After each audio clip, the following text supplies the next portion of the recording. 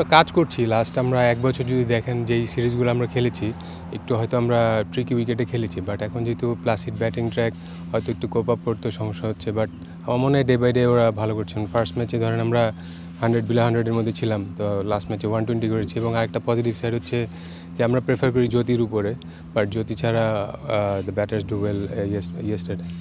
Running between উইকেটেও দেখছি যে আসলে বেশ শেকি বাংলাদেশে। না, সেটা আছে, সেটা আপাতত যেহেতু মাত্র ওরা মেন স্ট্রিমে আসছে, এটা আস্তে আস্তে আমাদের আস্তে আস্তে এই বিষয়টা নিয়ে আমরা কনসেন্ট্রেট করছি, হয়তো ডে বাই ডে ওরা ভালো করবে। অর্থাৎ মানে ইয়াং নির্ভর তারুণ্য নির্ভর একটা দল বলেই কি আসলে কিছুটা শেকি এরকম এক্সপিরিয়েন্স হ্যাঁ অবশ্যই ম্যাটার করে, বাট টি-20তে আপনার ফিটনেস ইস্যুটাও হয়তো চলে আসে, আমরা ফিল্ডিংয়ের অপশনটা আমরা ওইটার দিকে প্রেফার করি। সো হ্যাঁ, ওইটাও বলতে পারেন যে এক্সপিরিয়েন্সের ইয়েতে হতেও পারে। এভরিডে কি আসলে গেম প্ল্যান এভরি ম্যাচের আগে বা গেম প্ল্যান চেঞ্জ করতে হচ্ছে? থার্ড ম্যাচ না, আলটিমেটলি সিরিজ নিশ্চিত করতে চাইবে এটা নিশ্চিত। ঠিক আছে, it's a opportunity for us before the world cup. কারণ এর আগে দেখেন আমরা যতগুলো সিরিজ খেলেছি ওগুলো সব পয়েন্ট নির্ভর ছিল এফটিপির আন্ডারে, বাট এই সিরিজ থেকে আমরা কিন্তু প্রিপারেশনটা নিচ্ছি আমরা ওয়ার্ল্ড কাপের জন্য। তো এটা একটা ভালো opportunity against playing against India 5 match, হয়তো আমরা সামনে এশিয়া কাপও খেলবো এবং হয়তো কিছু সিরিজও থাকবে সামনে। তো আমার কাছে মানে কনসেন্ট্রেশনটা আমাদের বেশি আসতেছে ওয়ার্ল্ড কাপ বেসিস আর কি, এই জন্য। আমাদের কি ব্যাটিংয়ে আসলে জ্যোতির উপর ডিপেন্ডেন্সিটা একটু বেশি হয়ে যায় কি না, মানে যদি জ্যোতি ভালো না করে আসলে টিম কলাপস করে এই সেটা আছে, একটু নির্ভরতা আছে, বাট এখন আমার কাছে মনে হয় যে না, সবাই কেপেবল।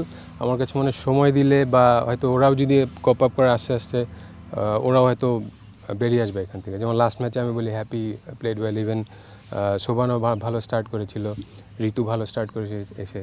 হয়তো এরকমভাবে হয়তো এই ছোটো ছোটো জিনিসগুলো একটু যদি বড়ো হয় তো হয়তো আমাদের হয়তো সেই সমস্যাটা মিটে যাবে। আরেকটা জিনিস দেখছি যে প্রেশার সিচুয়েশন যখন ক্রিয়েট হচ্ছে, আমাদের নার্ভ ধরে রাখাটা আর কি, প্লেয়াররা কি নার্ভটা ধরে রাখতে পারছে না? এটা হয়তো আমার কাছে মনে হয় যত ম্যাচ খেলবে তত আস্তে আস্তে শিখবে, তো ম্যাচের মধ্যে থেকে আস্তে আস্তে ওরা এক্সপিরিয়েন্সটা গ্যাদার করবে। আপনি যদি টিম গেম হিসাব করেন agreed, but that's not in women's cricket, except Australia ছাড়া বা ইংল্যান্ড ছাড়া বাদবাকি সবগুলো টিম দেখবেন একজন বা দুজনের উপরে নির্ভর করে। তো হ্যাঁ, we are lucky that we have a batters like Jyoti. তো আমরাও যদি এরকম আরও একটা দুইটা প্লেয়ার হয়তো প্রডিউস করতে পারি, হয়তো ইউ নেভার নো, হয়তো ফিউচারে আমাদের টিম অনেক বেটার অপশনে যাবে। প্রথম ম্যাচে 61 ডট বল, পরের ম্যাচে প্রায় 59, মানে 50% ডট বল হচ্ছে ব্যাটার। এটা একটা ভাবনার কারণ। আর দ্রুত উইকেট পড়াও কি বেশি ডট বল খেলার কারণ? এইটা একটা অবশ্যই পয়েন্ট যে আমাদের ব্যাক টু ব্যাক উইকেট যায়, ওইটার জন্য হয়তো ডটটা হয়ে যায়। বাট এইটা নিয়ে আমাদের বেশি কনসার্ন থাকে আমাদের যখন প্ল্যান করি বা আফটার ম্যাচ রিভিউ, ওই ডট বলগুলো নিয়ে আমাদের, বা হয়তো বাউন্ডারি অপশন যদি বেশি হয় তাহলে হয়তো আমাদের প্ল্যানই থাকে তো হয়তো 140 150 প্লাস যদি হয়, যে it's a good enough score for competing top class. So আমার কাছে মনে হয় হ্যাঁ, রাইট ইউ আর দ্যাট আমাদের হয়তো ডট বলের রেশিওটা একটু কমলে হয়তো আমাদের টিম আরও বেটার করবে। 2-0-তে পিছিয়ে আছে আর কি। কালকের ম্যাচটা আসলে সিরিজটার অনেক ইম্পর্টেন্ট একটা ম্যাচ, কি মনে হয় মানে মেন্টালি কতটা এগিয়ে থাকবে আসলে?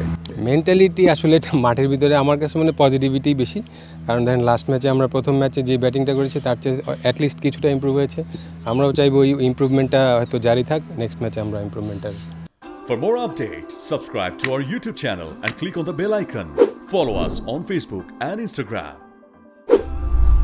Download T-Sports app to enjoy exciting games and highlights. Visit tsports.com.